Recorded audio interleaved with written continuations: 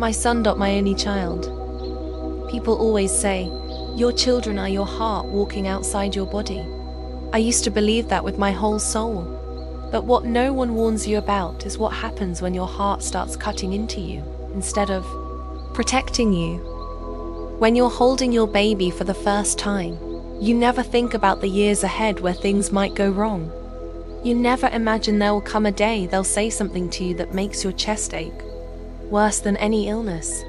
No, back then, when you're looking at that little face, all you can think about is keeping them safe, giving them a good life, and loving them until your very last breath. My name is Sophia Caldwell. I'm 68 years old, and in all those years I have seen joy, loss, struggle, and sacrifice. I've been both a wife and a widow. I've been a mother who stayed up long, nights with a sick toddler, then an empty nester wondering how the years slipped away so quickly. And most of all, I've learned that family love, it's not always unconditional the way we hope. I met my husband, Daniel, when I was 21. He was older by 5 years. Handsome, practical and funny in that quiet way where his jokes weren't loud, but they stuck with you. We got married after 2 years of dating. He wasn't rich, and neither was I. We had just enough to rent a small apartment and dream about the future. 2 years after our wedding, I found out I was pregnant. When our son Ethan was born, Daniel cried, not like in the movies with a single tear, but full-on sobbed as he held that tiny bundle in his arms. He had always wanted a boy, someone to teach baseball to pass his old fishing rod down to show how to fix things around the house. And for me, Ethan was everything. I doted on him, counting his breaths when he slept, hoarding his little baby smells in my memory so I'd never forget them. The first years were wonderful, though not easy. Daniel worked long hours as a mechanic, and I picked up bookkeeping jobs on the side. Sometimes we ate dinner together at 9 p.m., squeezing Ethan's bath and bedtime into the cracks of our evenings. But even when we were exhausted, we laughed. We loved being parents. Ethan was a lively child, curious, always asking why about everything. At 3 years old, he could name all the tools in Daniel's kit. At 6, he was building makeshift forts from sofa cushions and blankets, declaring them spaceships or kingdoms. We didn't have much, but he never seemed to notice. Life changed in ways I could never have predicted when Ethan was 20. Daniel had been complaining about some chest tightness, brushing it off as nothing more than a bit of stress. He was too proud to go to the doctor until one day he collapsed in the garage. They said it was a massive heart attack. By the time I got to the hospital, he was already gone. Losing a husband at 53 is one kind of grief. Losing him knowing you still have a child, an adult child. Yes, but still your baby who needs you is another. Ethan took it hard. My bright, talkative boy became quiet, withdrawn. He barely ate. He skipped classes for weeks. I tried to be strong for him. I cooked his favorite meals, even when I didn't feel like eating myself. I sat with him at night, letting him vent or cry. But sometimes he would just stare at the wall, lost somewhere I couldn't follow. That was the first time I had to become both mother and father. The truth? I didn't know how to do it. I feared pushing him too much. What if it broke him? So instead, I leaned the other way. I made things easy. Too easy. I didn't nag. I didn't demand. I gave him money when he needed it. No questions asked. When his grades slipped that semester, I told him it was all right, he could catch up. When his car needed repairs, I paid for it. And when he overspent on his credit card, I wrote the check to cover it. Back then, I told myself it was love. I said he's been through enough. Don't add more pressure. But looking back, I can see I was also afraid if I said no. If I gave tough love, I'd lose him like I lost Daniel. Over time, this quiet dependency became part of our rhythm. I kept my job at the local accounting office and never once missed paying my mortgage. I had put away a little savings across the years, but I didn't mind dipping into them if it meant Ethan was comfortable. I didn't need much for myself. A warm home, a cup of tea at night, and the comfort of hearing my son's footsteps in the hallway. That was enough. When Ethan graduated from university, I thought, this is it. The start of his life as a man. The day of his graduation, I was bursting with pride, sitting in the audience with my camera around my neck, waiting to get that perfect photo of him in his cap and gown. After the ceremony, I hugged him so tight. It hurt. "I'm so proud of you," I said, with tears in my eyes. "Thanks, Mom." He smiled, but it was distant, distracted. Already, he was telling me about his friends' big job offers, about how one of them already had an apartment in the city, about the salaries people were making. He seemed more focused on catching up to his peers than on celebrating the day itself. A month later, he got his first job marketing assistant at a mid-sized firm downtown. I was thrilled. I told everyone who'd listen about it, showing off his business card like a trophy. In my head, I thought this was a new chapter for us. He would be independent, self-sufficient, maybe even closer to me because I wouldn't need to be the fixer anymore. But that's when Olivia appeared. First time Ethan brought her over, I tried to see the good. She was stunning, I'll admit. Perfect hair, perfect nails, makeup done so flawlessly, it looked effortless.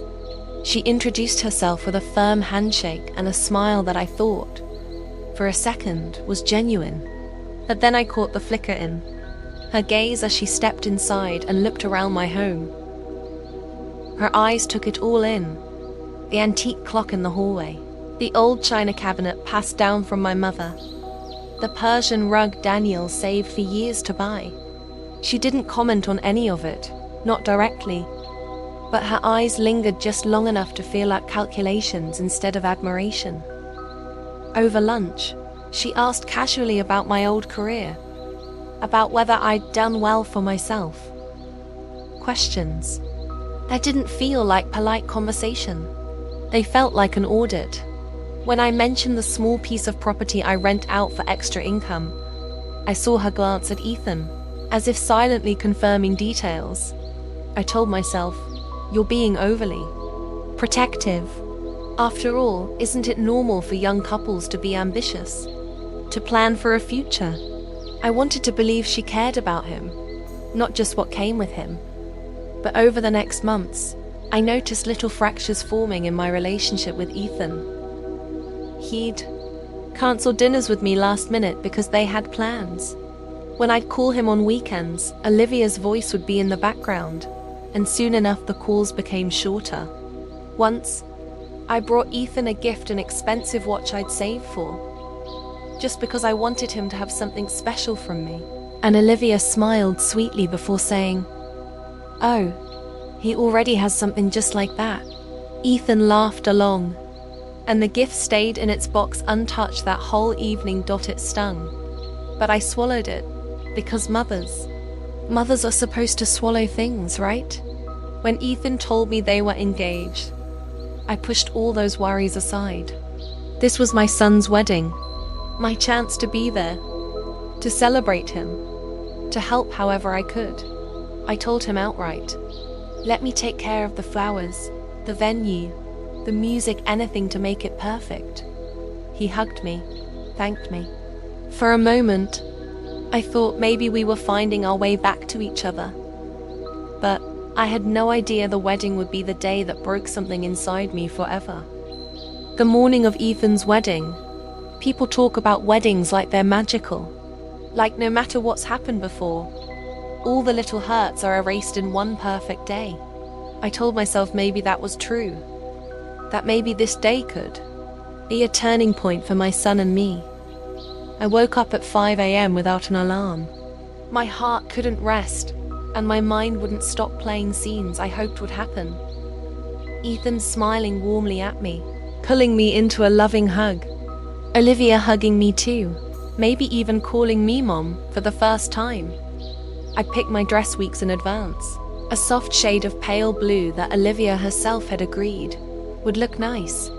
Not a mother of the groom gown meant to steal attention, but elegant enough that I could feel proud standing beside my son in wedding photos. I paired it with the pearl necklace Daniel had given me on our 25th anniversary. That necklace held more than beauty for me. It was how I planned to have Daniel there somehow, at least in spirit. I took extra time curling my hair, pinning it the way Daniel used to like. As I looked in the mirror, I whispered, almost, without meaning to, "We did it, Danny. He found someone. He's getting married. I just hope she's..." My voice trailed off. I didn't finish. I didn't want to jinx it. When I arrived at the venue, my breath caught. It wasn't the intimate gathering Ethan had described to me long ago, when we'd once chatted over coffee about the future. This wedding was lavish, opulent, the annual kind of wedding that shouts money before love ever enters the picture.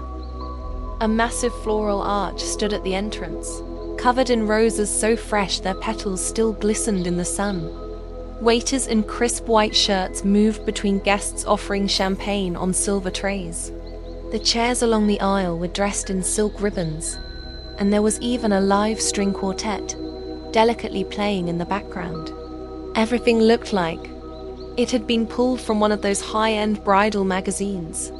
I smiled, but deep inside, it didn't quite feel like Ethan. My son was many things, ambitious, sharp, but he wasn't extravagant. I knew then that Olivia's influence soaked through every detail. I spotted Ethan across the garden near the photographers. Even in his perfectly tailored navy suit, he still had that boyish half-smile that tugged at my heart. For a moment, I saw my child, the Ethan who used to run barefoot across the yard on summer evenings, hair sticking to his forehead, eyes alive with laughter. "Mom," he called when he noticed me. My heart leapt. He walked over, fast but distracted, his eyes flicking to where the photographer was posing the bridesmaids. He gave me a quick hug, not the wrapped around you. Squeeze dash you dash until dash you dash can single quotes, T dash breathe hug I used to get. Something quick, perfunctory. He smelled faintly of cologne and stress. "You look beautiful, Mom," he said quickly. Those words, short as they were, still curled warmth into my chest. "Thank you, sweetheart. You look so handsome," I replied. "Just like your father did on our wed." Someone tapped his arm before I could finish. It was Olivia's makeup artist, calling him over for a quick adjustment before photos.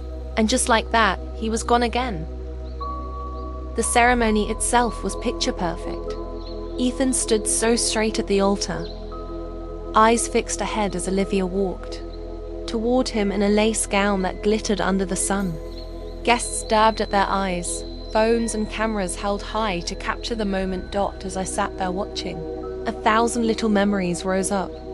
Ethan's first day of school, his awkward teenage smile, the day he got his driver's license, even the nights he'd wander into my room after Daniel died, sitting quietly in my bed until he fell asleep. I told myself, this is good.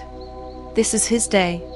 This is why you're here. By the time the vows were exchanged and the applause rolled over us like a wave, I was certain, maybe, after today, things would be different. The reception hall was stunning. Chandeliers hung low from the high ceilings, casting soft golden light over round tables set with gleaming cutlery and tall candles. Each table had a towering bouquet of lily and roses, and delicate little name cards written in perfect calligraphy. Olivia's touches were everywhere, The elegance was undeniable. Dinner was served, laughter buzzed through the air, and wine glasses clinked in toasts. Then came the speeches. I knew mine wasn't on the official list.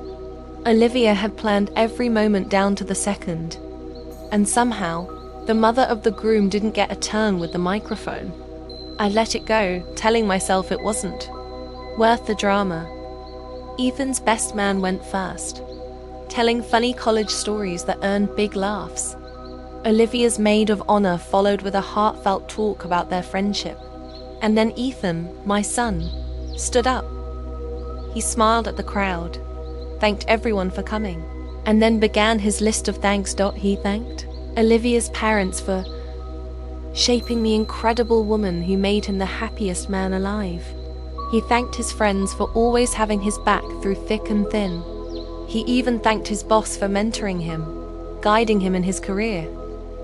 I waited for him to turn to me, to maybe say just a few words that acknowledged decades of motherhood poured into him like water into soil. And then, still smiling, he said, "And of course," Ethan said, looking straight at me, "I have to thank my mother for teaching me, in her own special way, that you can't always rely on people. Sometimes you've got to make it on your own." The room burst with laughter. Actual laughter. Some clinked glasses like he had just told a clever joke. The string quartet chuckled quietly among themselves. My ears rang.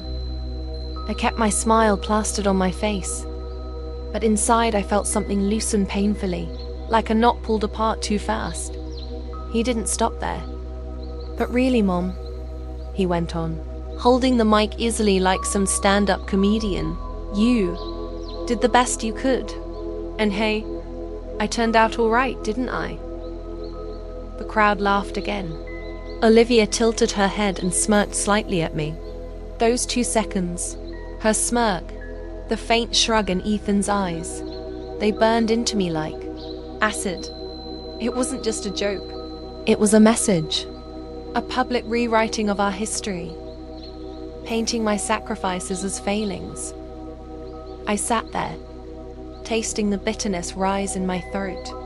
The air felt too thin, my dress suddenly too tight. I wanted to stand up and tell the room about the nights I stayed up with him when he was sick, the loans I paid off, the vacations I didn't take so he could have opportunities.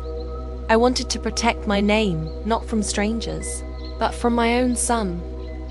But I didn't. I couldn't. I thought, if I defend myself here, in front of everyone, this can never be undone. This will be remembered more than his words. So I swallowed. I clapped when the others clapped. I sipped my champagne, though it tasted flat.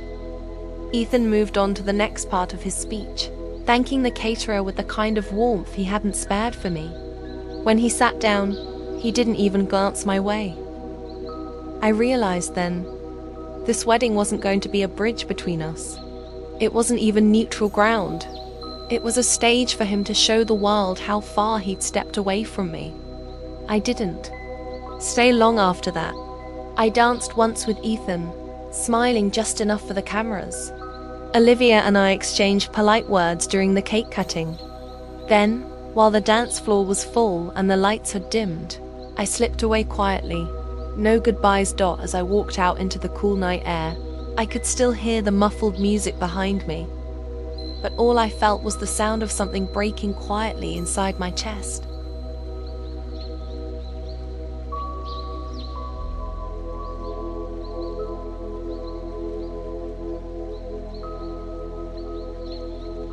When I climbed into my car the night of the wedding, I didn't start the engine right away. I just sat there in the dark, my hands resting on the steering wheel, my pearl necklace heavy around my neck. The music from the reception drifted faintly through the air, muffled by the glass. The laughter thread thin, but somehow still sharp enough to pierce me. I thought about the vow I'd made to myself years ago, that no matter what happened between Ethan and me, I would always be his safe place. But in that moment, sitting under those oversized trees in the venue parking lot, I realized he hadn't reached for safety from me in a long, long time. On the drive home, the ribbon of the empty road stretched ahead of me, but I barely noticed it. My mind played the scene from his speech on a loop. His smile, the chuckle in his voice when he spoke about not relying on people, the way Olivia tilted her head as if offering a subtle applause for his performance. I could still feel the soft ripple of the crowd's laughter in my bones. Over and over, it replayed. I pulled into my driveway, but for the first time in years, the house didn't feel like a comfort. My porch light, the welcome mat Ethan once bought me for Mother's Day, the small pot of flowers by the door, everything looked just a little more hollow. The rooms inside seemed to echo differently that night, as if they were filled with a silence that wasn't there before. The next morning I thought, maybe he'll call, maybe he'll apologize. I brewed my coffee and kept my phone near, the screen lighting my hope every time a notification came in. But it was just bank notifications, a message from the electric company, a photo from a friend showing off her garden. Call. No message. I told myself, he's probably busy. They're leaving for their honeymoon. But that little ache in my chest said otherwise. 3 days passed. On the 4th, my phone finally rang with his name. My heart leapt. Not because I'd forgotten what had happened, but because even after everything, I wanted my son to be my son again. "Hi, Mum," he said casually, his voice smooth, untouched by any nervousness. "Hi, sweetheart," I managed, careful with my tone. There was no apology, no mention of the wedding speech. Instead, "Listen, Olivia and I are working on renovating the kitchen in the apartment. We're just a little short on budget. Do you think you could help out? It'd just be a loan. We'd pay you back." For a second, I didn't answer. The line felt longer than the miles between us. All those years of helping him, all the tuition, the bills, the late-night rescues. And this was the first conversation after publicly humiliating me on the biggest day of his life. I thought, maybe he'd at least address it. Say he didn't mean it the way it sounded. Something.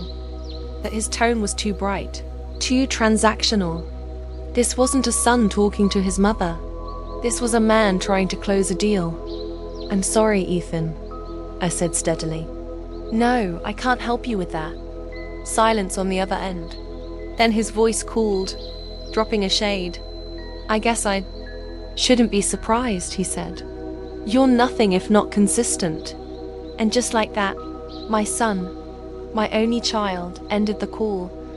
I sat there, my phone heavy in my hand. There it was again, that word, consistent. And just like at the wedding, it was meant as an insult, not a compliment. A part of me wanted to call him back, to lay out every sacrifice, every night I went without, so he could have something, to make him understand that consistent meant I showed up over and over when no one else did. But I didn't call, because another part of me knew it wouldn't matter. Some people will never see the water you carried for them, not until the well runs dry. The days turned into weeks. I stayed busy with my garden, with morning walks, with small errands that kept me from sitting too long in the quiet. And yet, every time the phone rang and it wasn't him, I felt the same mix of relief and sadness. Relief that I didn't have to hear his voice laced with distance. Sadness that I wanted to anyway. 6 months have passed now. We haven't spoken. Since that call. Sometimes, late in the evening, I find myself pausing in the living room, my eyes falling on the framed wedding photo. It's the one where I'm standing next to Ethan, both of us smiling for the camera like nothing happened. My pearls are gleaming. His arm is around me. If you didn't know better, you'd think the picture captured a perfect day. I look at that photo and remember the way I felt. The churn of pride and heartbreak in my chest. The dizzy confusion of loving someone so fiercely while they made it clear they could hurt you without a second thought. I've learned something I wish I hadn't. Something I want every mother, every parent listening to hear. Sometimes the deepest heartbreak isn't when you lose someone you love. It's when you realize they were never the person you believed them to be. And that's the wound that doesn't heal with time. It just becomes part of you.